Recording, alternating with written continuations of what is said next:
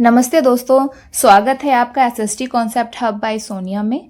पिछली वीडियो में हमने देखा था कि कैसे इंसान ने शिकार छोड़कर खेती शुरू की, पशु पालना शुरू किया। लेकिन क्या आपको पता है या कभी आपने सोचा है कि जब खेती शुरू हुई तो इंसान कहाँ रहने लगा? क्या तब भी वो गुफा में सोता था या रहता था? इस वीडियो में हम देखेंगे उनके पहले असली घरों को। तो बच्चों, अगर आप इतिहास को मज़ेदार तरीके से चाहते हैं ना, तो वीडियो को एंड तक जरूर देखिएगा, क्योंकि आज हम इसमें मेहरगढ़ का भी राज खोलने वाले हैं। तो चलिए दोस्तों, अब शुरू करते हैं हमारा अगला टॉपिक, एक नवीन जीवन शैली। तो हमारा आज का जो टॉपिक है वो है एक नवीन जीवन शैली। तो नवीन का मतलब होता है नया। तो अब हम देखते हैं उनका स्टाइल कैसा था। तुम किसी पौधे के बीज को बोकर देखो, तुम पाओगे कि इसे विकसित होने में कुछ वक्त लगता है, कुछ दिन, महीने या फिर कुछ साल भी लग सकते हैं।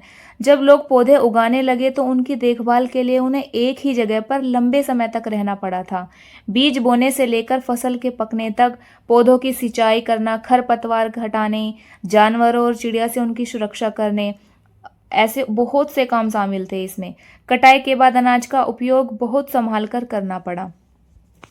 तो बच्चों, जैसे कि हम अपने घर में कोई पौधा लगाते हैं और उस पौधे को रोज पानी देते हैं, उसकी खरपतवार करते हैं या फिर कुछ भी अन्य काम जो पौधे की देखभाल में होता है, तो उसमें फल फूल आने का उसका इंतजार करते हैं। तो बस वैसे ही उस जमाने के लोगों को भी फसल का ध्यान रखना पड़ा।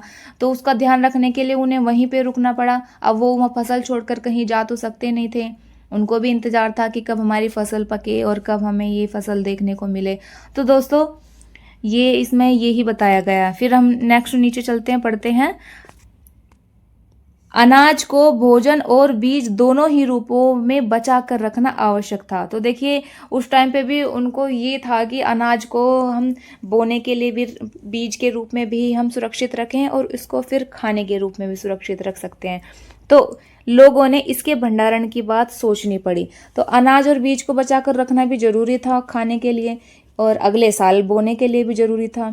इसलिए उन्होंने जमीन में बड़े बड़े गड्ढे खोदे होंगे, जिससे अनाज ठंडा रहे और जानवरों से बचा रहे।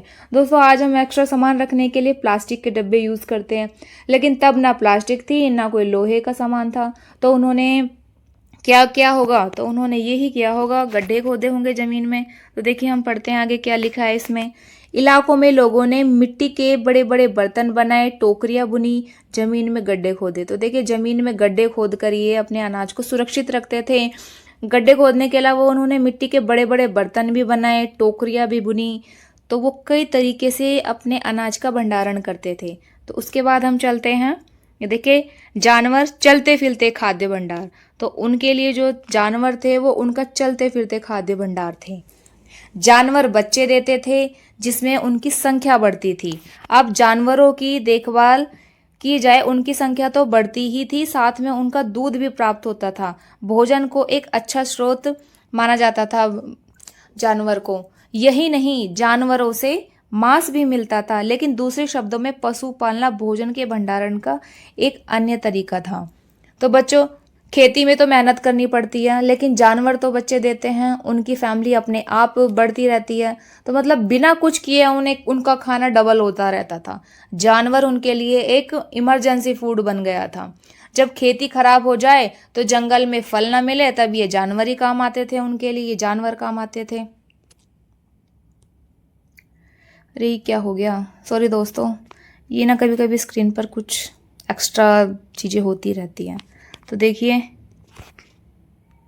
इसके लिए सॉरी दोस्तों। चलो हम आगे पढ़ते हैं। तो सब पशुपालन जो था भोजन के भंडारण का एक तरीका था उनके लिए।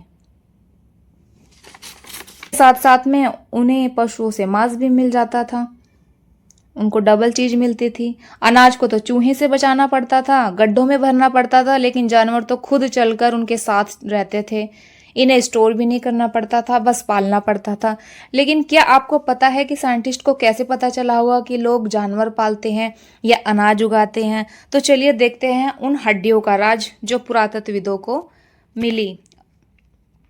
तो देखिए, आरंभिक कृषकों और पशुपालकों के बारे में अब हम पता करते हैं कि आरंभिक कृषकों और पशुपालकों का पता हमें कैसे चला। तो मानचित्र 2 देखो, क्या तुम्हें कई नीले वर्ग दिखाई दे रहे हैं? हम अभी आपको मानचित्र भी दिखाएंगे। उसमें जहाँ पे हमें नीला वर्ग मिलेगा वहाँ पर पुरातत्वविदों को कृषकों और पशुपालकों के होने के साक्ष्य मिले हैं। ये पूरे उपमहाद्वीप में पाए गए हैं।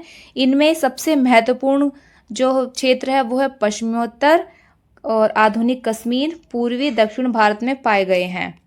तो देखिए, अब जानवर पालते थे या नहीं ये कैसे पता चला? उन्हें वहाँ बहुत सारी हड्डियां मिली, वहाँ भेड़, बकरी, गाय, ये सारी इनकी हड्डियां मिली थी। तो बच्चों आप सोचिए, आप 8000 साल पुरानी जगह पर खड़े हैं, वहाँ ना कोई इंसान है, वहाँ समझिए ना तो कोई इंसान रहता है वहाँ पे, ठीक है, और ना ही कोई घर है, ना कोई घर है वहाँ पे। तो आप वहाँ पे कैसे पता करेंगे कि ये लोग जानवर पालते थे, या उन्होंने हमारे लिए कोई लेटर छोड़ा था? कोई हमारे लिए कोई लेटर छोड़ा था कि जिसे हम पढ़कर पता कर सके कि वे इन्होंने यहाँ पर पशुपालन किया था या फिर ये किसान थे? तो कुछ ऐसा तो उन्होंने हमारे लिए ना ही तो लेटर छोड़ा, ना कोई हमें वहाँ घर मिला, ना कोई हमें इंसान मिला। वहाँ मिले हमें क्या मिले? वहाँ पे हमें सबूत मिले, कुछ साक्ष्य मिले, जिससे हम पता कर सकते हैं कि वहाँ के लोग जानवर पालते थे या कृषि करते थे। तो उन्होंने छोड़े थे, क्या छोड़े थे? कुछ सबूत छोड़े थे जो पुरातत्वविदों को मिले हैं। अनाज तो मिट्टी में मिलकर खत्म हो जाता है, लेकिन अनाज जल जाए तो वो पत्थर जैसा पक्का हो जाता है और हजारों साल तक खराब नहीं होता। पुरातत्वविदों को खुदाई में वही जले हुए दाने मिले हैं। उन्हें देखकर पता चला कि ये लोग चावल और गेहूं दोनों उगाते थे। तो दोस्तों ये दाने मिले थे, अब ये गलती से थे या फिर उन्होंने जानबूझकर छोड़े थे? तो देखिए, गलती से थे या फिर जानबूझकर जलाए गए होंगे। अब इसका तो वो ही जान सकते हैं, लेकिन इनसे हमें पता चलता है कि वो लोग किसान थे और पशुपालन भी करते थे। नीचे पड़ा था नीले वर्ग को जो दर्शाया गया है कृषकों और पशुपालकों के लिए, यहाँ पर उनके साक्ष्य मिले थे। तो देखिए, ये है बुर्जहोम, यहाँ पर कृषकों और पशुपालकों के पुरातत्वविदों को साक्ष्य मिले थे। मेहरगढ़, ये देखिए 2 स्थान यहाँ पर है, ये है और एक ये है। तो ये देखिए, ये वो जगह है जहाँ पर पुरातत्वविदों को कृषकों और पशुपालकों के साक्ष्य मिले थे। की ओर बढ़ते हैं। हमारा नेक्स्ट टॉपिक है स्थायी जीवन की ओर। पुरातत्वविदों को कुछ पुरा स्थलों पर झोपड़ियों और घरों के निशान मिले हैं, जैसे कि बुर्जहोम। ये कहाँ पर है? ये वर्तमान में कश्मीर में है। यहाँ के लोग गड्ढों के नीचे घर बनाते थे, जिन्हें गर्तवास कहा जाता था। इनमें उतरने के लिए सीढ़ियाँ होती थी, इससे उन्हें ठंड के मौसम में सुरक्षा मिलती होगी। पुरातत्वविदों को झोपड़ियों के अंदर और बाहर स्थानों पर आग जलाने की जगह मिली है। लगता है कि लोग मौसम के अनुसार घर के अंदर या बाहर खाना पकाते होंगे। तो देखिए दोस्तों, पुरातत्वविदों को क्या क्या मिला? कश्मीर में बर्फ गिरती है, तब ना वहाँ पे हीटर था ना स्वेटर था, तो लोग कैसे बचते थे? उन्होंने दिमाग लगाया और जमीन के अंदर घर बनाया, तो इसे कहते हैं गर्तवास। तो वो गर्तवास कैसे होते थे? गर्तवास गड्ढा बनाते थे, धरती के नीचे ऐसा गड्ढा बनाते थे, उनमें नीचे उतरने के लिए सीढ़ियाँ बनाते थे, और पुरातत्वविदों को उनके अंदर चूल्हा टाइप, मतलब आग जलाकर वो खाना बनाते थे, ऐसा भी मिला है उनको वहां पर। तो देखिए,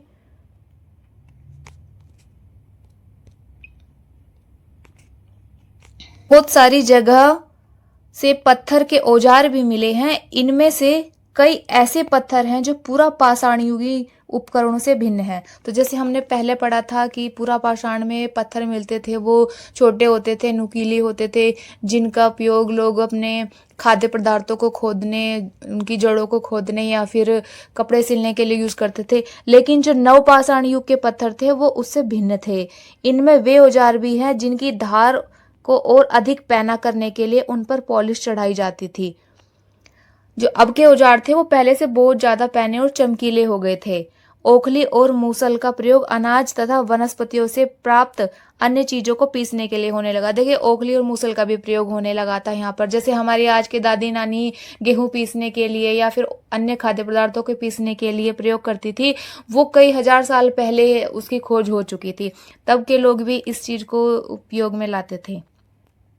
आज हजारों साल बाद भी ओखली और मूसल का प्रयोग अनाज पीसने के लिए किया जाता है। तो देखिए आज भी उसका प्रयोग किया जाता है।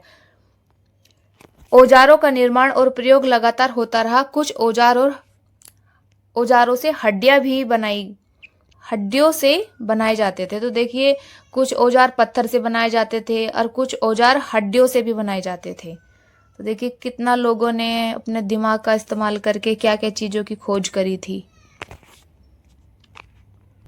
तो देखिए इस युग में नवपाषाण युग के जो पत्थर थे वो पहले की अपेक्षा अब बड़े हो गए थे, बड़े बनाने लगे थे वो औजार।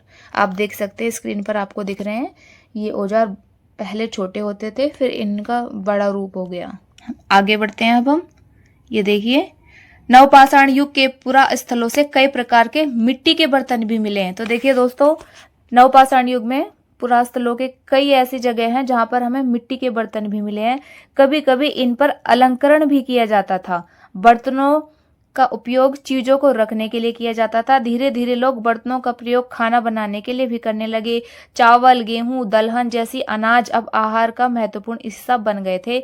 इसके साथ साथ अब लोग कपड़े भी बुनने लगे थे। इसके लिए कपास जैसे आवश्यक पौधे उगाए जा सकते थे। तो देखिए पहले लोग बर्तन सिर्फ अनाज रखने के लिए उपयोग करते थे, लेकिन अब उन्होंने बर्तनों में खाना पकाना शुरू कर दिया था, जैसे चावल और गेहूं। बर्तनों के अलावा उन्होंने कपास के कपड़े भी बनाने सीख लिए थे। अब इंसान सिर्फ जानवरों की खाल नहीं पहनता था, बल्कि स्टाइलिस्ट कपड़े भी पहनना सीख गया था। तो दोस्तों नवपाषाण युग में बर्तन 3 चीजों के लिए मशहूर हो गया था: अनाज रखने के लिए, खाना बनाने के लिए और सजावट के लिए। तो देखिए ये उसी टाइम का एक पात्र है जो इसमें दिखाया गया है। उस टाइम लोग बर्तनों पर चित्रकारी भी करने लगे थे।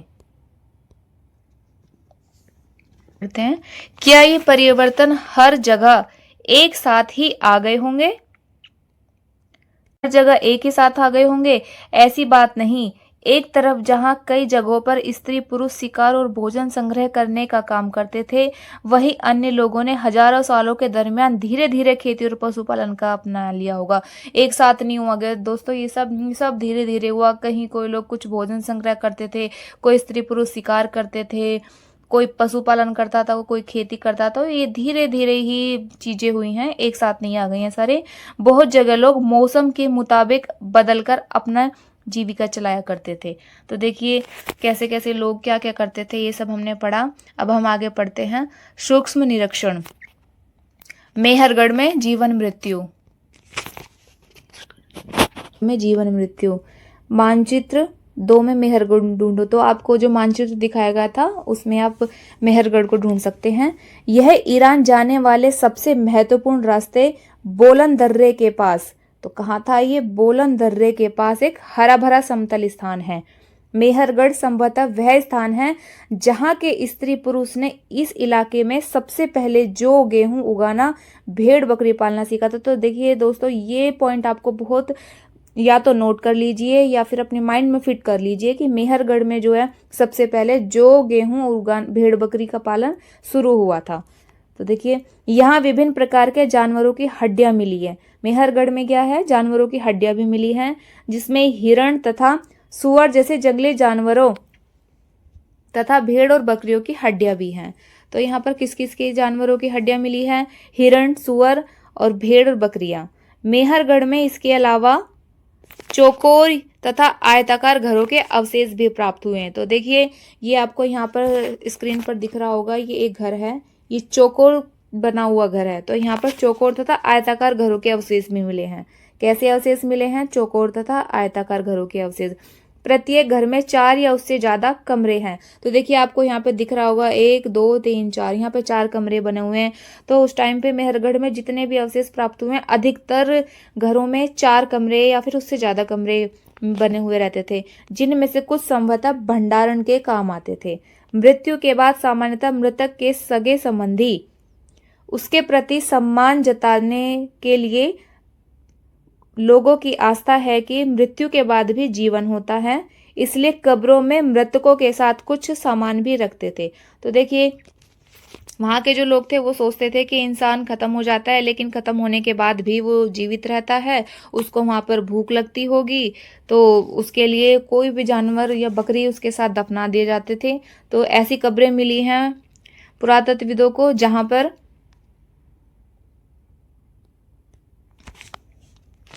एक बकरी को भी दफनाया गया था। संभवतः इसे परलोक में मृतक के खाने के लिए रखा गया होगा। ये मेहरगढ़ की एक कब्र है जिसमें बकरी के कंगाल को आप देख सकते हैं। ये देखिए, ये एक इंसान के साथ एक बकरी को भी दफनाया गया है। वो लोग सोचते थे कि इंसान मरने के बाद भी उसको भूख लगती होगी परलोक में, तो वो बकरी उसके काम आ जाएगी। तो देखिए कैसा सोचते थे उस टाइम के लोग। अब हम ये पढ़ते हैं फ्रांस में गुफा में की गई चित्रकारी। तो ये देखिए, ये एक फ्रांस की गुफा की चित्रकारी है। अपने एटलस में फ्रांस ढूंढो, यह चित्र फ्रांस की एक गुफा का है। तो दोस्तों देखिए, ये जो चित्र आपको दिख रहा है ये एक फ्रांस की एक गुफा से मिला है। इस पुरास्थल की खोज लगभग 100 साल पहले 4 स्कूली छात्रों ने की थी। तो देखिए जो 4 स्कूल के छात्र थे वो घूमते हुए कहीं चले गए होंगे गुफा में, उनको गुफा में ये चित्र मिला।